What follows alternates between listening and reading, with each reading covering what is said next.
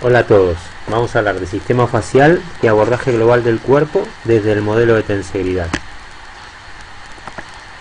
Me presento, soy Fernando Queipo, me dedico a estudiar temas como cadenas musculares, sistema facial, abordaje funcional, cráneo sacral desde hace varios años, lo mismo que a enseñarlo en varias universidades y escuelas de osteopatía.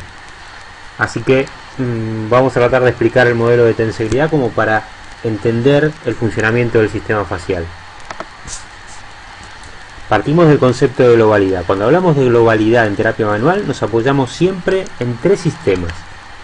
¿Cuáles son estos tres sistemas? Circulatorio, nervioso y facial. ¿Por qué? Vamos a ver unas imágenes. Aquí tenemos el cuerpo,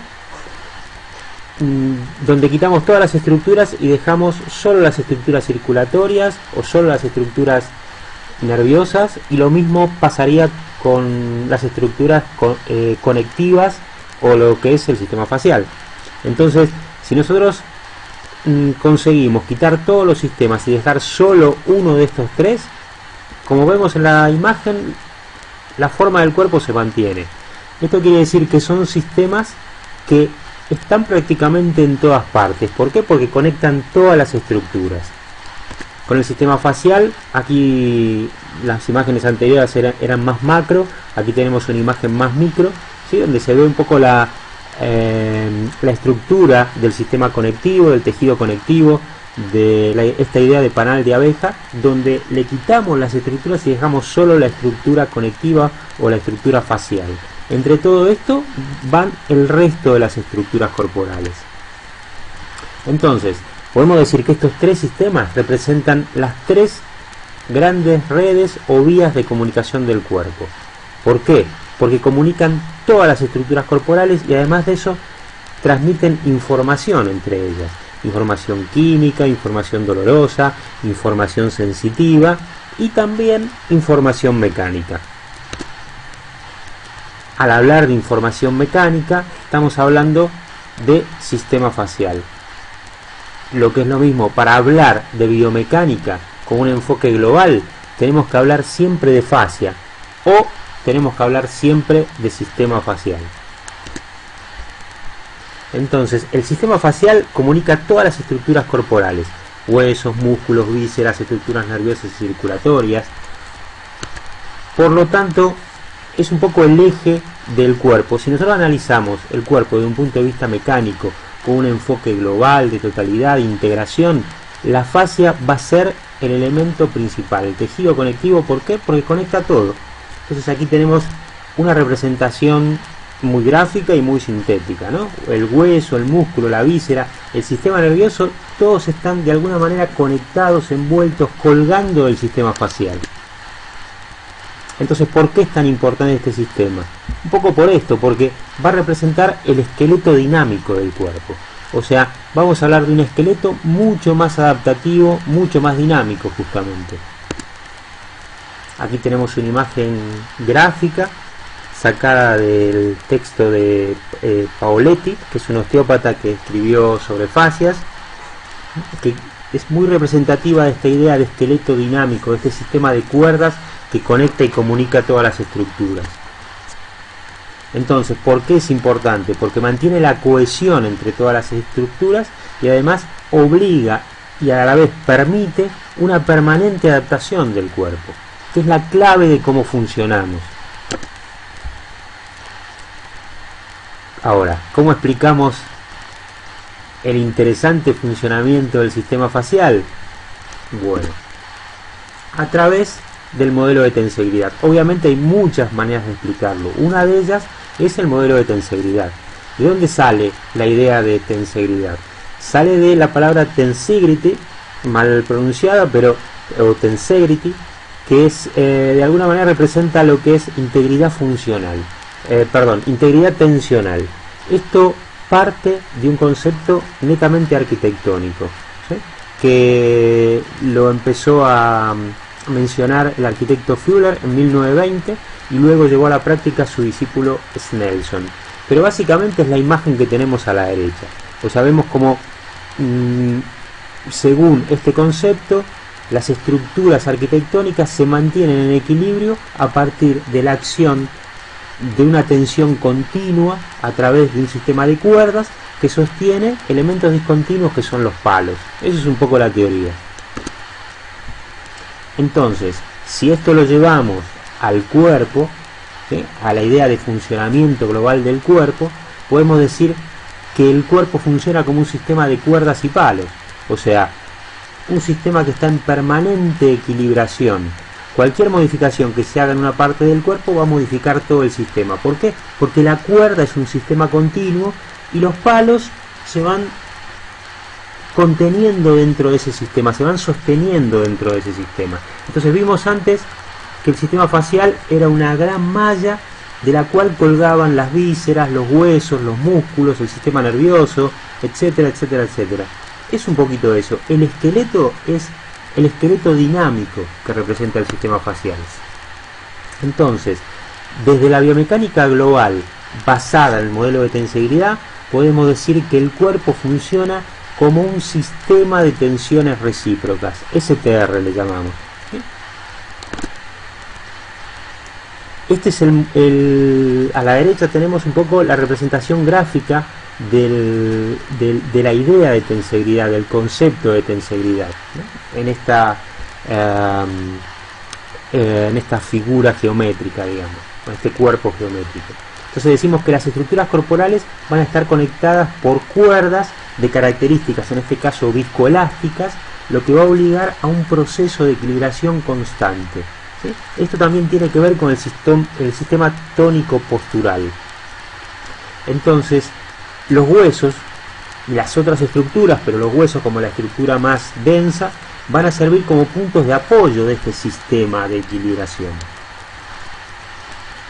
Vemos ahora unas imágenes.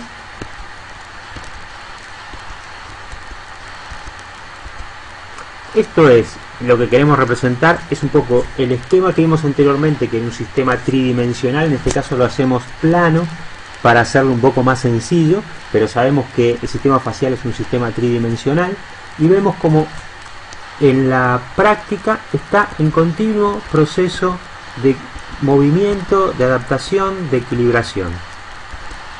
O sea, nosotros funcionamos de esta manera.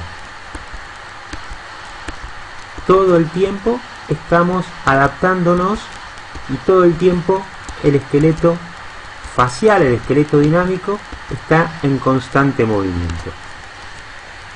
Ahora, como dice esta chica, ¿esto tiene algo que ver con las cadenas musculares? Por supuesto.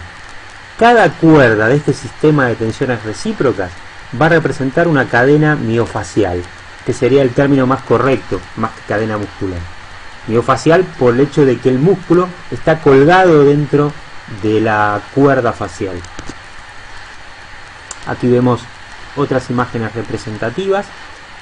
Vemos como este esquema geométrico es maleable si lo manipulamos, ¿sí?, que está en continuo proceso de adaptación. Ahora, ¿cuántas cadenas musculares o miofaciales hay? Digamos que vamos a organizar el cuerpo según nuestro criterio, siguiendo un poco este sistema de tensegridad o sistema de tensiones recíprocas, en 6 cadenas, básicamente. 2 profundas, que son las cadenas de inspiración-expiración, enderezamiento-hundimiento, y 4 superficiales, que son las de flexión, extensión, apertura o rotación externa, y cierre o rotación interna. Entonces, llevándolo nuevamente a este esquema plano para que se comprenda que es el modelo de la estrella, podemos decir que cada cuerda, cada parte de esta estrella, cada línea que conforma esta estrella, representa una cuerda maleable, ¿sí?, que va a representar cada una de las 6 cadenas, porque tomamos una cadena que es la cadena profunda, que son 2, la tomamos como una cadena doble, ya que puede traccionar en un sentido o en el otro, pero que conforma una misma cadena con doble acción. Por eso, de una manera esquemática, lo representamos como con 5 cuerdas a las cadenas miofaciales dentro de este modelo de tensegridad o sistema de tensiones recíprocas. Entonces, ¿para qué me sirve esto?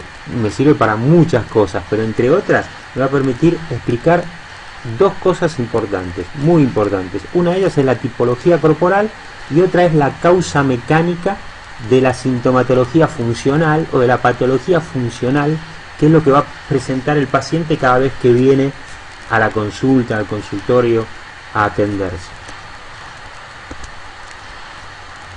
En este caso, la tipología corporal, vemos que según cómo traccionan las cuerdas, va cambiando la forma de la estrella. Según las tensiones, cambia radicalmente la forma. O sea, según las cadenas miofaciales que se activan, van generando modificaciones en la forma del cuerpo. Esto constituye la tipología corporal. Según los cambios en la tensión de las cadenas, se modifica la forma del cuerpo. Y así tenemos cuerpos muy diversos. Según se activa una cadena posterior, una cadena anterior, una cadena de flexión, de apertura, de cierre. Y la otra parte importante que decíamos es que podemos explicar la causa mecánica de la sintomatología o de la patología funcional. O sea, que cuando una cadena tiene un exceso de tensión que queda fijado, porque en realidad las cadenas están todo el tiempo modificando su tensión, pero cuando este exceso queda fijado en alguna cadena, va a obligar a las otras, sobre todo a las que constituyen las cadenas antagonistas compensadoras de esta que quedó fijada, a aumentar su tensión excéntrica. De esta manera van a ir descompensando el cuerpo, generando pérdida de movilidad articular, compresiones de las vías circulatorias y nerviosas, alteración de la función visceral, etc.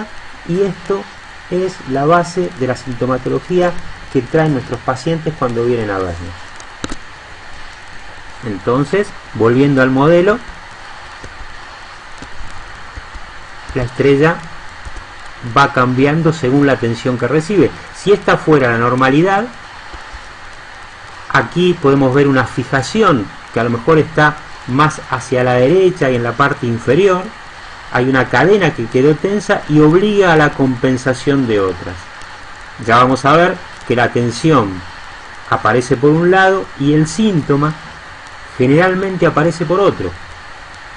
Por eso entender un poco este sistema, entender este modelo, nos sirve para poder detectar el síntoma dentro de la globalidad, que es un poco la base de lo que queremos explicar con toda esta teoría.